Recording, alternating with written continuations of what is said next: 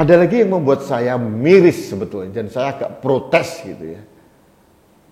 Ternyata menurut informasi yang saya terima, kasus ini dilaporkan oleh salah satu orang tua korban bulan Mei tahun 2021.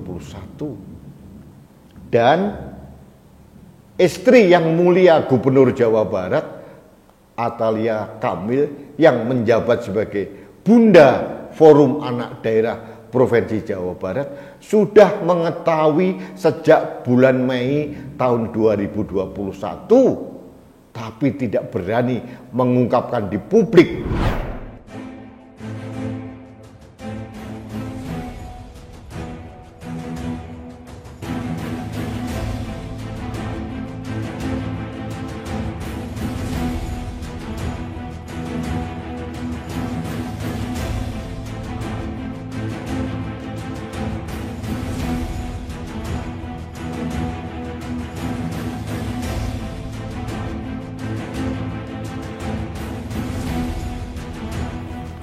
Halo sahabat Indonesia, kita bertemu lagi dalam Opini Rudi edisi hari Minggu. Sahabat Indonesia, beberapa hari yang lalu saya dengan penuh kegeraman menghujat seorang guru atau seorang pengasuh pondok pesantren di Cibiru, Bandung yang bernama Heri Wirawan, karena telah memperkosa dan mengeksploitasi santri-santrinya 12 orang. Ternyata informasi terbaru yang saya terima bukan 12 orang korbannya, tapi 21 orang santriwati.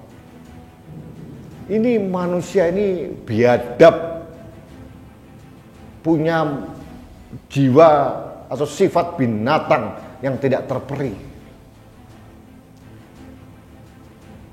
Dan ini bagi saya agak aneh, ada pembiaran begitu lama mulai tahun 2016 sampai 2021. Yang membuat saya miris adalah cerita dari korban. Ada seorang korban yang sampai hamil 2 kali karena dieksploitasi secara seksual oleh Heri Wirawan. Aduh, sedih saya. Total sudah 9 bayi lahir dari hasil kebiadaban seorang Heri Wirawan, laki-laki berumur 36 tahun ini. Jujur saya speechless sebetulnya. Karena menurut saya sangat biadab. Lebih biadab lagi pada saat saya mengulik informasi lebih jauh, ternyata bayi-bayi ini yang lahir dari pemerkosaan oleh Heri Wirawan ini diberikan status anak yatim piatu. Kemudian dijadikan alat untuk minta sumbangan dan donasi bagi pesantrennya. Astagfirullahaladzim. Kebiadaban mana lagi yang harus kita dustakan melihat kelakuan Heri Wirawan?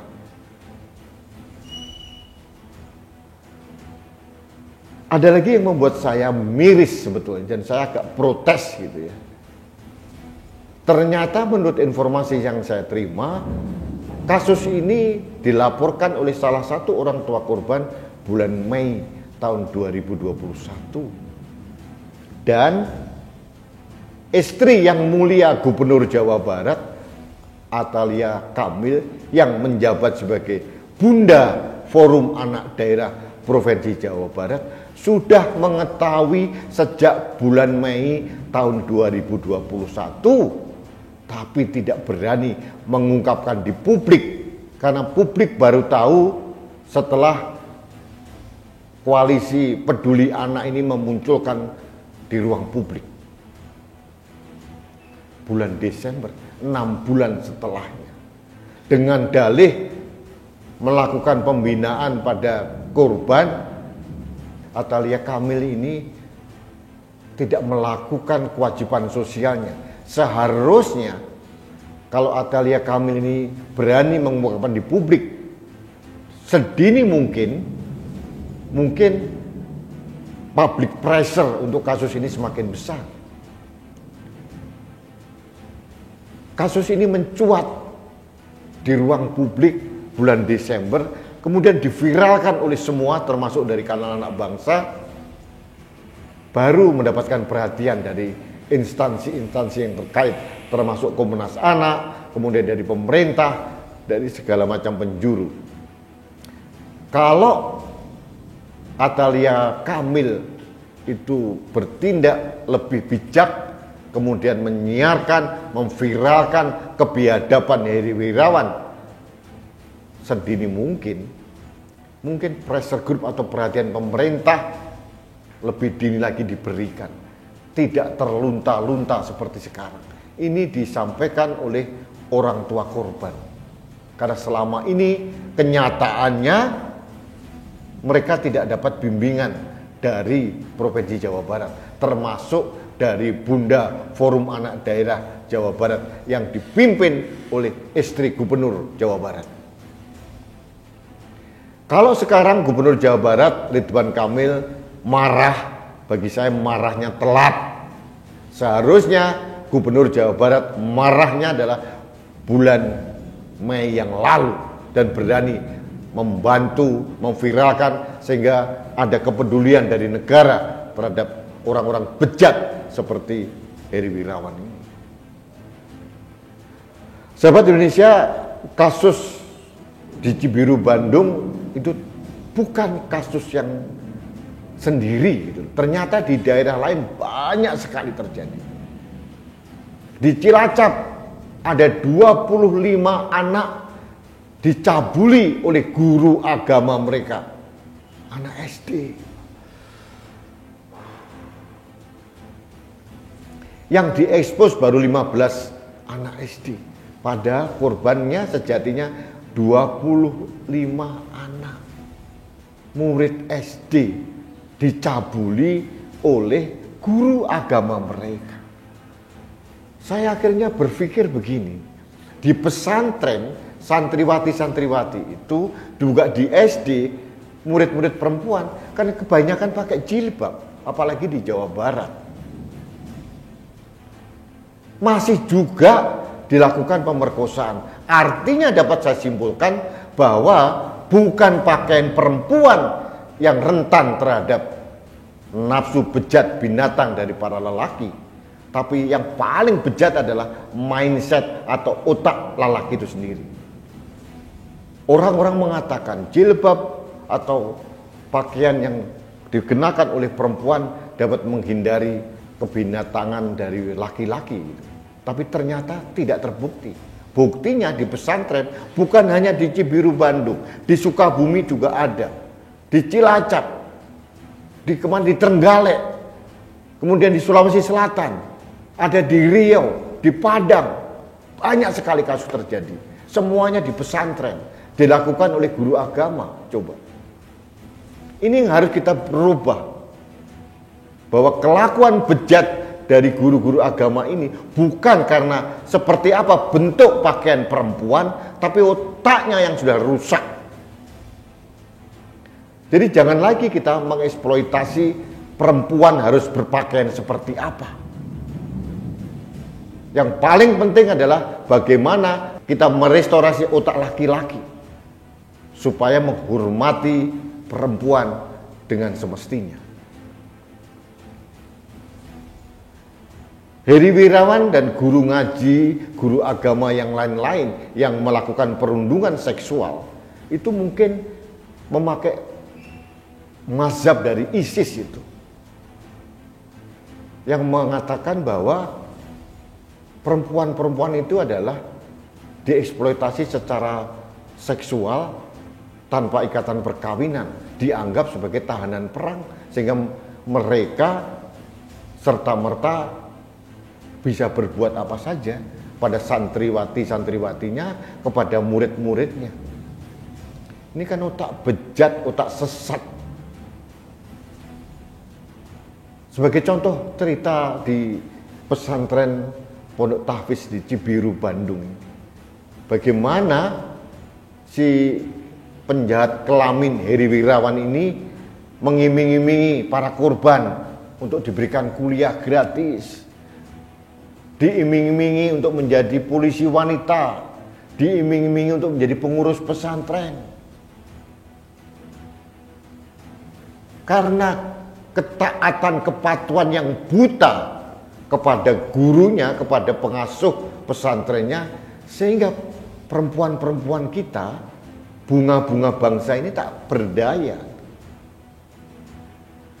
Saya kembali menyoroti pembiaran yang dilakukan oleh negara, termasuk di Jawa Barat. Di setiap daerah ada yang namanya Bunda Forum Anak Daerah. Apa tugasnya? Kenapa mereka baru kelihatan batang hidungnya pada saat kasus mencuat? Kenapa tidak deteksi dini atau melakukan pencegahan supaya kebiadaban tidak akan terjadi? Ini yang saya katakan benar-benar miris. Miris sekali. Sahabat Indonesia, opini saya ini merupakan opini jilid 2 terhadap kasus Heri Wirawan. Karena saya melihat setelah opini saya kemarin bergulir, banyak cerita-cerita ikutan yang harus saya gali lagi, termasuk tentang pembiaran oleh aparat negara. Sahabat Indonesia, coba kita bayangkan bagaimana pedihnya orang tua yang sengaja menitipkan anaknya ke pondok pesantren untuk menjadi perempuan solehah, ahli Al-Quran, ahli agama, tapi ternyata diperlakukan seperti binatang oleh orang-orang atau pengasuh pesantren seperti Heri Wirawan ini. Saya tidak membayangkan, saya mempunyai anak perempuan, jadi betapa saya geramnya membayangkan itu. Korban Heri Wirawan total 21, 11 orang dari Garut, dari desa kecil. Kita bayangkan trauma psikologisnya mereka seperti apa. Pertanyaannya sekarang, apakah forum anak daerah pimpinan istri gubernur ini sudah melakukan pendampingan psikologi dari awal? Jangan sekarang. Kalau sekarang kan sudah mencuat. Katanya si Atalia Kamil sudah melakukan pendampingan mulai bulan Mei. Pertanyaan saya, sudah melakukan pendampingan enggak dari psikolog-psikolog untuk mendampingi 21 korban ini? Kenyataannya dari pengakuan orang tua tidak ada pendampingan psikologis dari ahlinya yang dikirim oleh forum anak daerah.